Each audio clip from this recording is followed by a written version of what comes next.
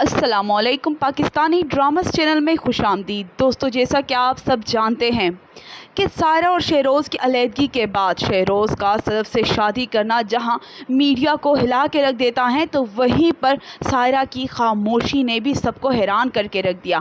सायरा और शहरोज़ की शादी को 7 साल हो गए और फिर उनकी अलहदगी 2019 में हुई और 2020 फरवरी को उन्होंने इस अलहदगी का बाकायदा ऐलान किया। लेकिन कुछ लोगों ने कहा कि ये अलहदगी सदफ़ कबल की वजह से हुई हैं, क्योंकि वो उन दोनों के बीच में आई हैं। लेकिन इस बात पर भी शहरोज़ सब्ज़वरी ने अपनी जानिब से सफाई पेश की और एक वीडियो बनाई जिसमें उन्होंने सदफ़ कौर को डिफेंड किया और ये कहा कि किसी की बेटी या फिर किसी की बहन की इज़्ज़त उछालना ठीक बात नहीं है।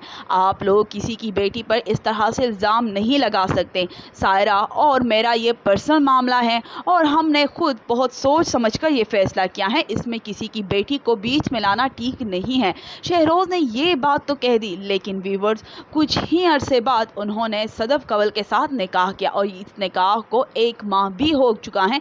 लेकिन उन्होंने बहुत देर बाद ये बात मीडिया पर नशर की और जब इस बात का इल्म सायरा के फैंस को हुआ तो उन्हें बहुत दुख हुआ, क्योंकि शहरोज़ ने झूठ बोला था।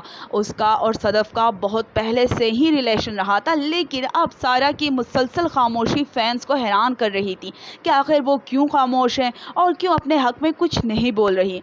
दोस्तों, इसी तरह मशहूर अदाकाराएँ भी सायरा यूसुफ के हक़ में बोल उठी। मिशी खान ने कहा कि सायरा एक मजबूत औरत है और उसने अपनी बेटी के लिए किया है जो कुछ भी किया है और इसे पीछे मुड़कर नहीं देखना चाहिए।